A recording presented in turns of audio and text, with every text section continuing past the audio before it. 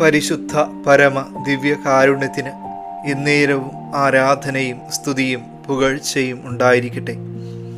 വിശുദ്ധ പൗലോസ് അപ്പോസ്തലൻ കൊറിന്തോസ്യർക്ക് എഴുതിയ 2-ാം ലേഖനം 4-ാം അധ്യായം 16 മുതൽ 17 വരെ തിരുവചനങ്ങൾ. ഞങ്ങൾ ഭഗ്നാശരാകുന്നില്ല. ഞങ്ങളിലെ ബാഹ്യ മനുഷ്യൻ ക്ഷയിച്ചുകൊണ്ടിരിക്കുകയാണെങ്കിലും ആന്തരിക മനുഷ്യൻ അനുദിനം നവീകരിക്കപ്പെടുന്നു. ഞങ്ങളുടെ ക്ലേശങ്ങൾ നിസ്സാരവും ക്ഷണികവുമാണ്, അവയുടെ ഫലമോ അനുപമമായ മഹത്വവും. നമ്മുടെ ഉള്ളം കാണുന്ന ഈശോ നമ്മിൽ ഒരു ആന്തരിക മനുഷ്യൻ ഉണ്ടെന്നുകൂടി ഇന്നത്തെ തിരുവചനത്തിലൂടെ പഠിപ്പിക്കുകയാണ്.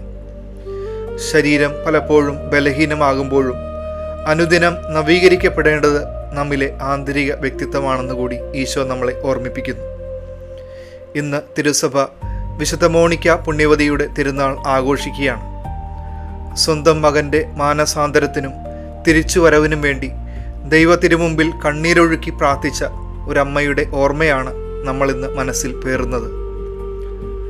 പ്രസംഗകല പഠിക്കുവാനായി ആഫ്രിക്കയിൽ നിന്നും റോമിലേക്ക് പോകുവാൻ അഗസ്റ്റിൻ തുനിഞ്ഞപ്പോൾ തൻ്റെ മകൻ്റെ ആത്മാവ് നഷ്ടപ്പെടാതിരിക്കുവാൻ ആ യാത്ര നടക്കരുത് എന്നായിരുന്നു മോണിക്ക പ്രാർത്ഥിച്ചത്. തൻ്റെ മകൻ്റെ യാത്രകളിൽ ഒരു നിഴൽ പോലെ ആ അമ്മ മകനെ പിന്തുടർന്നു. അഗസ്റ്റിൻ്റെ മാനസാന്തരത്തിനു വേണ്ടി കണ്ണീരൊഴുക്കി പ്രാർത്ഥിച്ചു.